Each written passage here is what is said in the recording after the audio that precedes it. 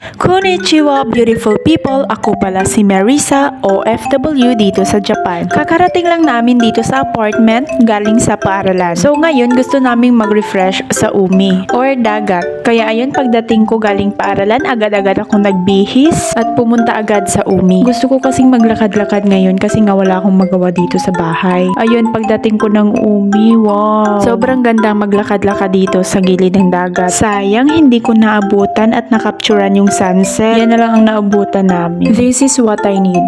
Sa panahon ngayon, masarap maglakad-lakad sa tabi ng dagat. Lumanghap ng sariwang hangin. Ito talaga yung maganda, yung maglakad-lakad ka sa buhangin without shoes. O di kaya ay magtampisaw sa tubig. As of now, hindi tayo pwede magtampisaw guys kasi ang lalim ng dagat. Hindi pa naman ako marunong lumangoy. Bahala talaga kayo. Ngayon ko lang talaga nararamdaman ang pagpunta dito sa tabing dagat ay nakaka-refresh. Dahil nga sa payapa at tahimik na kapaligiran. Ang tunog ng mga alon, ang simoy ng hangin, at ang malawak na tanaw. Masasabi ko talaga na malaki ang epekto sa isipan at katawan. Kung feeling mo na you're tired, you're stressed, in a whole week, talagang ang paglalakad talaga dito sa tabing dagat ay nakakatulong sa pagpapagaan ng stress. Kaya nga gusto ko to kasi nga na-stress din ako sa Nihongo. Talagang nakapapawi ng stress. Yes, marami kasing nagsasabi na ang tabing dagat ay nakakatulong sa pagtanggal ng pagod at stress. Kaya yan, hindi ako nagdalawang isip, pumunta talaga ako dito. Dahil nga sa nakaka-relax na kapaligiran. Ayan nga, dahil sa paglakad-lakad ko, nakita ko yung mga classmate ko dito.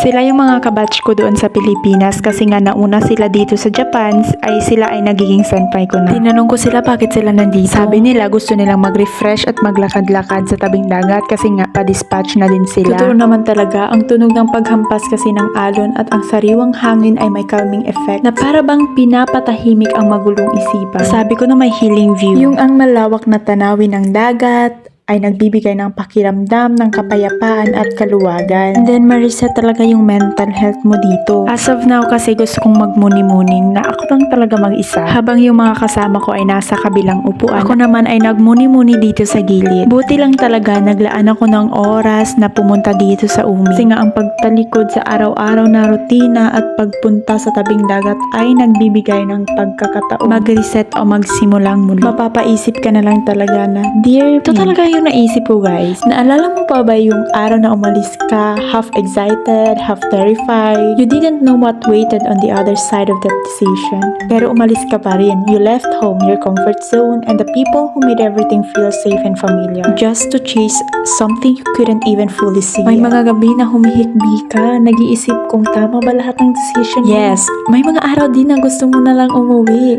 But you stayed. You learned to stand on your own, to find joy in little things, and to turn loneliness into strength. Yes, hindi talaga rin maiwasan, but it's okay. I was to remember when my pinsan said, if you feel sad, it's okay to cry.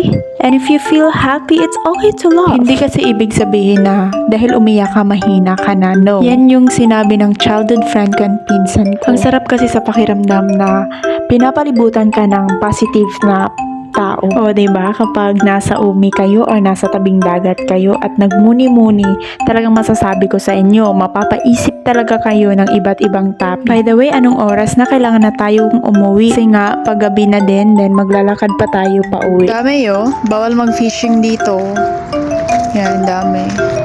May, ayan, 3,000 yen. Pag ginawa mo yan, may multang 3,000 yen. Guys, anong oras na uwi na kami? Kasi, ha?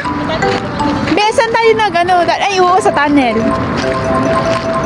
Ay, nga dito sa Mochiriki, nakarating na ba kayo dito? Hindi pa. Sa Mochiriki na na. Anong dyan? Tara, kahit saan. Maganda. Uwi na Bakit yung mga naman namin first. tayo sa nakatira si Sensei? Sensei. Hagi? Ayan, pauwi na ang mga person. Huminto muna kami dito kasi para daw BGC. Magpa-picture muna kami. Yan lang. Thank you for watching, beautiful people.